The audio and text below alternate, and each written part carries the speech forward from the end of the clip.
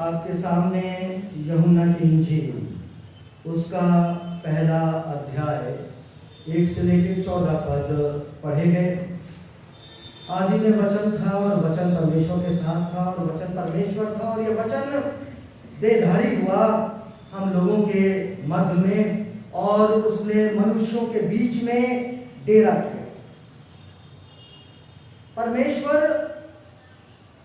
जो कि वचन है वो देहधारी हुआ। May be the coming Sundays जो एडवेंट संडे होगा उसमें हम लोग देख लेंगे। मे बी शायद नेक्स्ट वाले में तो मैं स्पीकर नहीं हूँ, लेकिन आने वाले और संडेज में हम लोग शायद देख लेंगे। लेकिन आज का शीर्षक जो मैंने सरमन का रखा है वो वचन देहधारी तो हुआ, जो कि स्वयं परमेश्वर है, यीशु मसीह उसका नाम है। लेकिन आज का सरमन का शीर्षक मैंने दिया लव बिकेम फ्लैश, यानी कि प्रेम मोहब्बत जो है वो देहधारी हुई या हुआ और उसका नाम यीशु है और यीशु जो है वो परमेश्वर है। दुनिया में दो प्रकार के शब्द होते हैं। आप कहेंगे अच्छा बुरा, मैं अच्छे बुरे की बात नहीं कर रहा हूं। मैं बात कर रहा हूं जैसे कि बाइबल को हम लोग लैटिन भाषा में या ग्रीक भाषा में बिब्लियोस कहते हैं। बिब्लियोस से आपने बाइबल निकाल दिया। एक्चुअली बिब्लियोस का मतलब है किताब। तो आप जैसे कुछ धर्म वैज्ञानिक बैठे थे तो उन्होंने कहा किताब तो समझ में नहीं आई। किताब तो हमारी एकेडमिक किताब भी होती है, वो एबीसीडी वाली किताब भी होती है, वो काका काका वाली भी किताब होती है, तो ये वैसी वाली किताब थोड़ी ना है। अरे पादरी, ये तो पवित्र वचन है। तो पवित्र किताब लिख दी गई। तो अब किताब फिर भी उसमें ऑब्जेक्शन हो रहा था। तो फिर ये हो गया कि नहीं पास्टर, हम इसका नाम रखेंगे पवित्र बाइबल, पवित्र धर्म ग्रंथ। तो इस तरीके से आपने उसको अपनी भावनाओं को श्रद्धा देते हुए, प्रभु के नाम को श्रद्धा देते हुए आपने ये नाम रख दिया। लेकिन Bible is just a book, किताब है वो पवित्र है, वो परमेश्वर का वचन है, वो अपनी जगह है, वो उसमें कोई नातिफाकी नहीं है। लेकिन बिब्लियोस किताब, बाइबल किताब, और हम इसको देख रहे हैं। अब किताब की बात कर रहे हैं। ये किताब, जब हम बोलते हैं किताब तो आपको फौरन समझ में आता है ये किताब है। और कोई किताब कहेंगे तो किताब है, और कोई और कहेंगे तो किताब आप समझ लेते हैं। मैं कहूँगा बेंच तो आप समझ जाएंगे कि जिस पे आप बैठे हैं। वो बात अलग है कि मैंने उसका एक और नया नाम दे दिया प्यूस। तो आप कहेंगे प्यूस कौन है? अरे कोई पीयूष नाम का है? नहीं, वो भी यही है, बेंच, यही कुर्सी, मेज, है ना, वो सब आपको समझ में आ जाता है। लेकिन जब मैं बोलूं न्याय,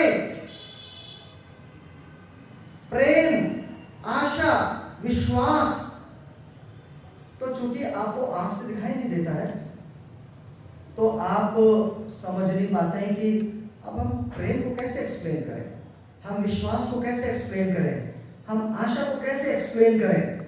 तो इन सब को बड़ा मुश्किल होता है समझाना कि कैसे क्या किया जाए। ये क्रिसमस का सीजन जिसको आप कहते हैं यीशु मसीह उसके रीजन है, ये प्रेम से भरपूर है। प्रेम का संदेश हमारे मध्य में लेकर आता है और इस प्रेम के कई कई रूप हमको देखने को मिलते हैं। जैसे कि सबसे पहले जब मैं नजर करता हूं तो हमको जोसेफ साहब भी नजर आ जाते हैं सामने। Love for the country, he has a love for the country. लेकिन इसके पॉजिटिव नेगेटिव दोनों होते हैं। ये अपनी जान दे सकते हैं अपने देश के लिए, इतना प्यार करते हैं ये, अपने प्राणों की आहुति ये दे सकते हैं। और ऐसे हमारे न जाने कितने जवान लोग ने दिया और उनको फिर कई पुरस्कार भी मिले। The highest Paramvir, I am not mistaken, ये साहब है ना, तो वो उनको मिलता है। उसका नेगेटिव एस्पेक्ट, प्रेम इस हद तक गुजर जाता है देश के लिए कि दुश्मन की प्रॉपर्टी, दुश्मन की जान तक हम लेने के लिए तैयार हैं। तो मैंने सिर्फ आपको प्रेम का एक रूप दिखाने की कोशिश करी है। भाई के प्रति, बहन के प्रति प्रेम अलग, माँ के लिए प्रेम अलग, क्योंकि माँ तो सबसे महान है, सबसे महान है। पिता ने चाहे जितना बलिदान किया हो, लेकिन नहीं, ममता के आगे, माँ की ममता के आगे ना ना ना, माँ तो बहुत माँ ही होती है कुछ उसमें बात। तो मातृ प्रेम जो है या माता के प्रति प्रेम जो है वो अगेन एक डिफरेंट प्रेम। और एक प्रेम हमने अपने पिता के प्रति देख लिया, एक प्रेम हम देखते हैं परमेश्वर की तरफ, तो एक प्रेम हम देखते हैं अपनी पत्नी की तरफ। तो आप जैसे जो बाइबल के स्कॉलर हैं, ज्ञानी हैं, मेरे को बताते हैं कि एक फिलियो लव होता है। फिलियो लव अगर पता नहीं आपने समझाया, मेरे समझ में बहुत कम आता है, और वो शायद पति पत्नी वाला होता है। फिर एक होता है वो ब्रदरली लव होता है, और एक आप बताते हैं परमेश्वर से जो प्रेम करते हैं तो वो अगापे प्रेम है। तो ये सब आपने प्रेम की परिभाषा जो है वो मेरे को बता दी कि ऐसा प्रेम होता है। लेकिन दो शब्द मैंने बताए थे ना, होते हैं दो तरह के शब्द होते हैं, एक जिनको आप इजीली रिलेट कर लेते हैं, एक होता है कि बड़ा मुश्किल होता है समझाना किसी के लिए। जैसे कि हम जस्टिस, न्याय की बात करें, तो अब इसको भी समझने की कोशिश करते हैं। चूंकि मेरे को एक और भाई दिख गए, कहाँ के मैंने देखा था, अनिल पॉल साहब। तो अब जब हम अनिल पॉल साहब के पास में जाते हैं और कहते हैं कि एक चोर ने चोरी करी, गिल्टी और नॉन गिल्टी, तो आप कहते हैं कि जस्टिस की बात हो रही है, न्याय की बात हो रही है, तो कह रहे हैं गिल्टी। जिस किसी भी सर्कमस्टेंसेस में उसने गुनाह किया, गुनाह है। जफर साहब भी बैठे हैं तो आपका भी नाम हमको लेना चाहिए ना साथ में। तो गलत होता है तो उसकी सजा मिलेगी, तो जस्टिस होगा, तभी जस्टिस होगा, वरना नहीं होगा। लेकिन एक ऐसा चोर है जो कि कह रहा है कि मैं जो हूं वो चुरा रहा हूं, क्योंकि मेरी माँ जो है वो बिस्तर पर है और लाइलाज बीमारी है उसको, और घर में खाने को नहीं है, पिता था ही नहीं हमारा, मानी की मतलब कि ये कि मेरे बचपन में ही मर गया, अब घर को चलाए कौन वो करे। तो मैं जो हूँ, जो कि एक 14-15 साल का लड़का हूँ, अगर मैंने क्या कहते हैं रोटी एक अमीर आदमी से अगर ले ली और अपनी माँ को खिला दिया और अपना पेट भी भर लिया, तो क्या मैंने गलत किया? तो साहब थोड़ा सा समझने में मुश्किल होती है। जस्टिस कभी किसी के लिए कुछ और, हमारे लिए कुछ और, कभी कभी अमीरों के लिए जस्टिस कुछ और हो जाता है। जैसे कि अब कुछ नहीं, बहुत मेडिकल वाले बैठे हुए हैं यहाँ पे, और डॉक्टर साहब तो उसमें मेन है, बाकी तो मेडिकल सिस्टर्स बैठी हैं, नर्सिंग ऑफिसर्स बैठे हुए हैं यहाँ पे, लेकिन डॉक्टर साहब तो डॉक्टर साहब है। अभी कैसे एग्जाम्पल दूँ, लेट मी थिंक।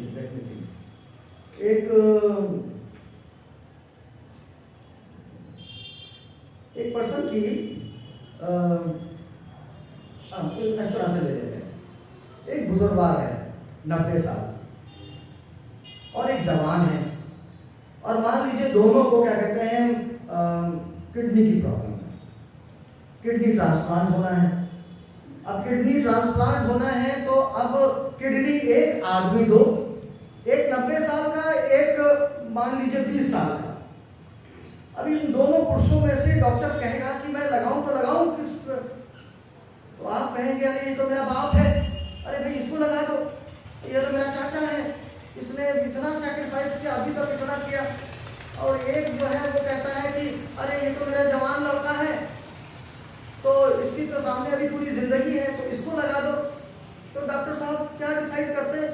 जस्टिस की बात हो रही है, डॉक्टर साहब डिसाइड करते हैं जवान को लगाओ, ये तो अपनी जिंदगी जी लिया, 90 साल का आदमी जी लिया, खत्म करो भाई, अब इसको तो जीने दो, कम से कम इसको मिल जाएगी किडनी, तो कम से कम आगे ये जिंदगी तो देख सकेगा, इसकी शादी ब्याह हो सकेगा, बच्चे हो सकेंगे, अपना जिंदगी जिएगा। जस्टिस कैन बी लव की भी मैंने बात करी है ना, वैसी आशा भी, इनके अलग अलग मायने हो सकते हैं। अब ये तो सिर्फ समा था कि मैं आपका ध्यान अपनी तरफ खींच रहा हूँ और बता रहा हूँ, लेकिन आगे जो बताना मांग रहा हूँ, मुझे बताना मांग रहा हूँ कि बाइबल जो आपकी बाइबल है, आपका जो पवित्र धर्म ग्रंथ बाइबल है, परमेश्वर का वचन जो है वो भी प्रेम के बारे में बहुत कुछ जो है वो बोलता है। और पुराने ऐदनामे को और सारे जितने भी आपको आज्ञाएं दी गई हैं, प्रभु यीशु मसीह नए नियम में उसको 2 आज्ञाओं में तब्दील कर देते हैं, या तब्दील नहीं कहेंगे, समराइज कर देते हैं। हिंदी में संक्षिप्त उसका रूप ला देते हैं। ढेर सारी आज्ञाएं हैं, 10 नहीं, 10 से ज्यादा आज्ञाएं हैं, लेकिन उन सब का समावेश 2 आज्ञाओं में कर देते हैं। तू अपने परमेश्वर से प्रेम करना। अब कैसे कैसे प्रेम करना है वो आप बाइबल में देख लीजिएगा, ठीक है, वो नहीं बता रहे। अपने परमेश्वर से प्रेम करना पहली बात, और दूसरा ये कि तू अपने पड़ोसी से प्रेम करना। अब पड़ोसी की परिभाषा ऐसे दे दी कि friend in need is a friend Indeed, ऐसे करके बोल दिया। नहीं, ऐसे नहीं बोला, ये तो मैं बोल रहा हूँ, लेकिन मैं तो आपको समरी बता रहा हूँ कि कौन है दोस्त, पड़ोसी। मेरा पड़ोसी कौन है? पड़ोसी वही है जो नीड में है, आवश्यकता में है, और आप उसकी आवश्यकता पूरी कर दीजिए। प्रभु यीशु मसीह ने प्रेम को या सारी आज्ञाओं का समावेश ये प्रेम में ही लाया है। भूलिए मत, प्रेम में ही लाया है। परमेश्वर से प्रेम, पड़ोसियों से प्रेम। और शायद यही चीज आप क्रॉस में भी मुझे दिखाने की कोशिश करते हैं, समझाने की कोशिश। नीचे मैं खड़ा हूं या आप खड़े हैं, जो लाल वाला नीचे निशान है वहां पर आप खड़े हैं और कह रहे हैं वो परमेश्वर ऊपर, उससे प्रेम करो। और ये जो साइड आउट्स है क्रॉस के, वो यही है कि हम एक दूसरे से हम प्रेम करें, जो आपको मत्ती 12:30 में मिल जाता है। और फिर यूहन्ना जो है, पहला यूहन्ना 4:8 में हमको बताता है गॉड इज लव। तो आपकी बाइबल ये भी बता रही है कि परमेश्वर प्रेम है। और मैं भी आपको ये कहता हूँ 99 नाम आपको परमेश्वर के मिल जाएंगे बाकी और धर्म ग्रंथों में, लेकिन 100वां नाम जो मिलता है वो है बाइबल में गॉड इज लव। यीशु मसीह का नाम प्रेम है, वो स्वयं प्रेम है। और जब वो स्वयं प्रेम है तो आप सोच लीजिए, the more Jesus you have, आपको मोर पावर तो मिलती है, आपको और ज्यादा अनुग्रह तो मिलता है, लेकिन आपको बहुतायत और ज्यादा प्रेम भी मिलता चला जाता है। प्रभु यीशु मसीह जब मानव रूप में हम लोगों के मध्य में थे, यहूदियों के खास तौर से, तो उन्होंने कहा, मैं अपने शब्दों में कह रहा हूं आपसे, आपका पड़ोसी निकला। मेरा पड़ोसी कौन? थॉमस साहब गुजरे यहाँ सामने से, मैंने देख लिया, सलाम, उन्होंने भी सलाम किया। हम अपनों को देखकर सलाम करते हैं या उनका हालचाल लेते हैं या उनकी सहायता करते हैं, तो क्या बड़ा काम करते हैं। अब यीशु मसीह कह रहे हैं कि वो जो आवश्यकता में है, वो जो और है, अपनों के लिए तो सब लोग करते हैं, लेकिन अगर आप दूसरों के लिए भी करते हैं तो वो प्रेम है।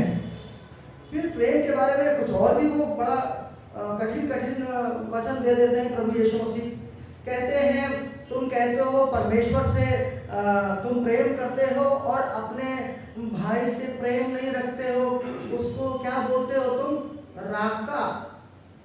अभी राका शब्द बाइबल का है, लेकिन इसका अर्थ क्या है जिसको मालूम होगा चर्च सर्विस के बाद में या नेक्स्ट संडे हमको या ओवर द फोन बताएगा, है ना।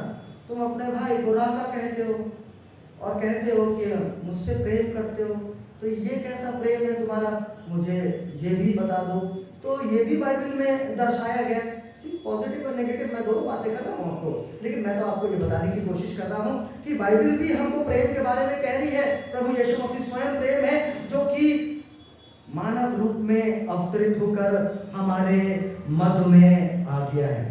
उसके बाद में जब हम प्रेम की और बातें करते हैं तो हम पाते हैं कि परमेश्वर का प्रेम प्रकट हुआ है। परमेश्वर का प्रेम प्रकट हुआ कैसे? हम अपने विश्वास के पिता के पास पहुंचते हैं, अब्राहम के जीवन को देखने की कोशिश करते हैं। उत्पत्ति की किताब उसका 12वां अध्याय, तो वहां पर हम देखते हैं कि अब्राहम को परमेश्वर ने कहा, तू अपने पितरों का देश छोड़ और तुझे जो मैं स्थान दिखाता हूँ, प्रतिज्ञा का स्थान, तो वहां उस तरफ तू चल दे। तो अब्राहम जो है वो मेरी भाषा में बस अपना दिनचर्या काटता था। पितरों की जमीन थी, पितरों का उसका देश था, तो वहां पर वो अपना बस जो भी जीवन जिस तरह से उसको बिताना था कर रहा था। He was doing nothing very significant, जिसे कहना चाहिए कुछ ऐसा महान काम नहीं कर रहा था। महान काम अब करने जा रहा है जब वो परमेश्वर की आवाज को सुनता है और उसकी आज्ञा का पालन करता है, और फिर वो एक नए राष्ट्र या नई जाति का जो है वो सृजन कर बैठता है और प्रॉमिस लैंड की तरफ वो बढ़ जाता है, जो देश परमेश्वर यहोवा जो है वो उसको दिखाने वाला है। लेकिन परमेश्वर ने अब्राहम को क्यों बुलाया? क्यों नहीं आपको बुला लिया, क्यों नहीं मुझको बुला लिया? या उस समय में किसी और को बुला लिया? या आपको पुराने कैरेक्टर्स अगर याद है तो राजा फिरौन को क्यों नहीं बुला लिया? क्योंकि परमेश्वर अब्राहम से प्यार करता था। मैं इसको इस तरीके से समझ रहा हूं, अब्राहम से प्यार करता था तो उसने जो है वो अब्राहम को चुन लिया और कहा कि तुम जो है वो निकलो बाहर। अभी आप कहेंगे पास्टर थोड़ा सा प्रॉब्लम हो रहा है हमको समझने में, चलिए दूसरी तरीके से समझते हैं। परमेश्वर ने तमाम जातियों में से एक जाति से प्रेम किया। क्या है? कौन सी जाति? मानव जाति। मानव जातियों में से, मानव में जितनी भी जातियां होती हैं उसमें से परमेश्वर ने किससे प्रेम किया? हाँ, जोर से बोले, आवाज यहां तक नहीं आती, बताएंगे तभी तो मजा आएगा।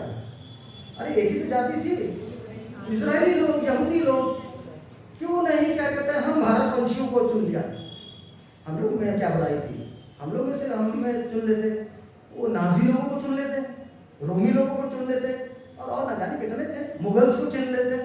नहीं, और लोगों को चुनाई नहीं। उस समय में जो लोग थे मिस्रियों को चुन लेते, तो नहीं उन लोगों को नहीं, अशूरी लोगों को चुन लेते, नहीं उनको भी नहीं चुना, इस्राएलियों को चुना। ये परमेश्वर का चुनाव है। ये सॉवरेन, आप भूले तो नहीं पुराने सर्वंस, वो सॉवरेन है, वो महाशक्तिमान है, उसके ऊपर किसी की मर्जी नहीं चलती। उसका मन जिसको चुन लिया, उसका मन जिसके ऊपर दिल आ गया। आज मैं यही कहना मांग रहा हूं, परमेश्वर प्रेम करता था इजराइल से, नहीं करता था? मैं बताता हूं करता था। आप फिर आज एक और होमवर्क ले लीजिए, अब इतना क्रिसमस सीजन में करेंगे क्या? होशे की किताब पढ़िएगा। उस भविष्यवक्ता को परमेश्वर ने कुछ इस प्रकार का दर्शन दिया कि कहा, you are going to live my life. Please mark my words. परमेश्वर ने होशे नबी को कहा, you are going to live my life, तू शादी करेगा। अभी उसमें भी डिटेल्स हैं। और वो पत्नी जो है वो व्यभिचार करेगी, अर्थात तेरी नहीं होगी, वो दूसरों के साथ भागेगी या व्यभिचार का मतलब तो आप जानते। पर तू फिर भी उससे प्यार करना, और प्यार करना, और प्यार करना। मैं अपने शब्दों में कह रहा हूँ ये बात, है ना?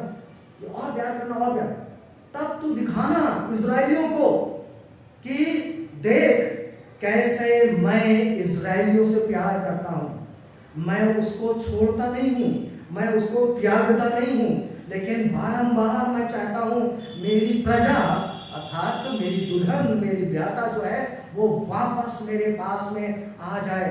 आई वॉन्ट टू रिकनसाइल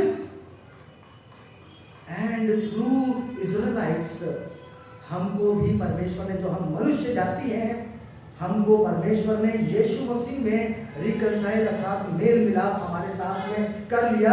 क्योंकि परमेश्वर हमसे प्यार करता है। यमुना 3:16 कोई भी बता देगा मेरे को।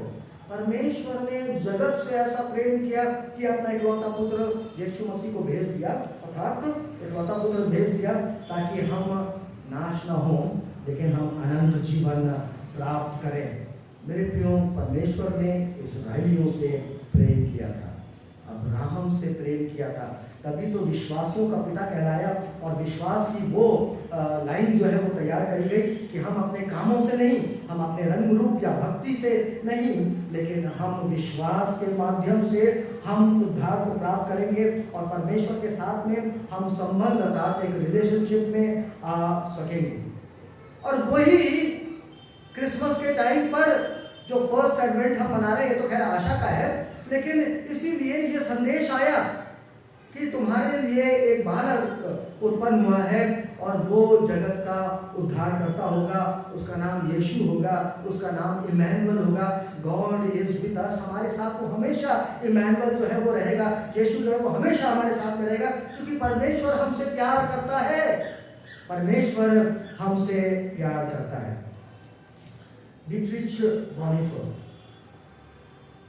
जो ज्यादा पढ़ते हैं वो जानते हैं, एक जर्मन धर्म वैज्ञानिक, उन्होंने कहा यीशु मसीह ने मानव का रूप लिया, लव बिकेम फ्लेश, इसलिए क्योंकि हम देखते हैं कि प्रभु यीशु मसीह ने दूसरों के लिए जीवन जिया और दूसरों के लिए उन्होंने अपनी जान दी। अब इस बात को समझने की कोशिश करते हैं, तो खाली फ्रेज था। बात को कुछ इस तरीके से समझते हैं कि प्रभु यीशु मसीह एक बार एक रास्ते से जा रहे थे, और रास्ते से जा रहे थे तो क्या नाम था उसका, एक अंधा बर्तिमाई चिल्लाने लगा। वो एली में था, वो चिल्लाने लगा, उसे मालूम पड़ा यीशु मसीह गुजर रहा, यीशु मसीह दाऊद की संतान, यीशु मसीह दाऊद की संतान, मुझ पर रहम कर, मुझ पर रहम कर। यीशु मसीह रुकता है, आगे बढ़ गया था लेकिन रुकता है, पलटता है, शिष्य डांट रहे हैं, चुप। वो दो अंधों का भी है, अंधा बर्तिमाई के लिए भी है, ओए चुप। लेकिन वो चिल्लाता रहा। यीशु मसीह चिल्लाहट को सुनकर, क्राई को सुनकर, आउट ऑफ लव वो आता है, या आउट ऑफ कंपैशन आप कह लीजिए, वो आता है और कहता है तू क्या चाहता है, तो कहता कि मैं देखने लगूं, और उसको उन्होंने आंखें या आंखों की जोत प्रदान कर दी। लेपर्ड्स के बारे में भी आपको मालूम है, ये सब तो बहुत पुरानी बातें हो गई। कौन लेपर्ड्स को छूना मानता है? मैं आपको बताता हूँ। मेरी फर्स्ट पोस्टिंग, मैंने बताया था मेरा इजिप्ट का भी बैकग्राउंड है, मेथोडिस्ट का तो है ही, मेथोडिस्ट का तो बहुत सॉलिड है, लेकिन जो नया जन्म का जो मेरा एक्सपीरियंस हुआ था वो असेंबलीज ऑफ गॉड मिशन में हुआ था। यही आप पापी मथाई साहब वाला है ना, असेंबलीज ऑफ गॉड, वही मेन वाला है। तो मेरी फर्स्ट पोस्टिंग जब मैं बाइबल कॉलेज से आया, बैंगलोर से आया, मास्टर्स डिविनिटी करके, तो मुझे कहा गया मुरादाबाद आप जाएंगे। हम मुरादाबाद चले गए। मुरादाबाद मेरी माँ की तरफ से का पूरा इलाका है, शामला शेख भी है वो उधर से, डॉक्टर प्रकाश मसीह भी है उधर से। लेकिन मैंने चुनाव किया लाइन पार्क। लाइन पार्क समझते हैं आप लोग? चारबाग का ये हिस्सा और चारबाग का उधर वाला जो हिस्सा जो है इंडोर हॉस्पिटल जहाँ पर सेंट पीटर्स चर्च सीएनआई है, वो लाइन पार्क का इलाका है। तो लाइन पार्क के इलाके को मैंने चुनाव किया, और वहाँ पर चुनाव किया तो वो लाइन पार्क की तरफ में रेलवे ट्रैक्स के पास में तमाम कोढ़ी।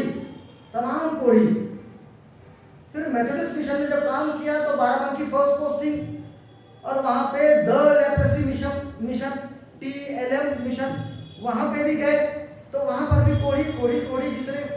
और जो एक्सपीरियंस हुआ वो ये हुआ कि अभी तक तो मैं इस भ्रम में जी रहा था कि लेप्रेसी जो डिजीज है या बीमारी है वो जो है वो कॉन्ट्रैक्ट नहीं करती है, जैसे कि कोरोना आपको हो जाता है ना, या हवा में एयरबॉर्न नहीं होता है। लेकिन जब वो अपने एक्सट्रीम में होता है, किसी को हो गया और वो छू कर आपका मांस गिर रहा होता है। मैंने आपको एक और बार बताया था कि एंड्स जो होते हैं ना, नर्व एंड्स, वहां पे कोड होता है आपको, नर्व एंड्स, वहां पे कोड होता है आपको। और वहां जब होता है तो जब वो इतने एक्सट्रीम पे पहुंच जाता है कि वो टपकने लगता है मांस आपका, तब उस टाइम पे वो कॉन्ट्रैक्चुअल हो जाता है।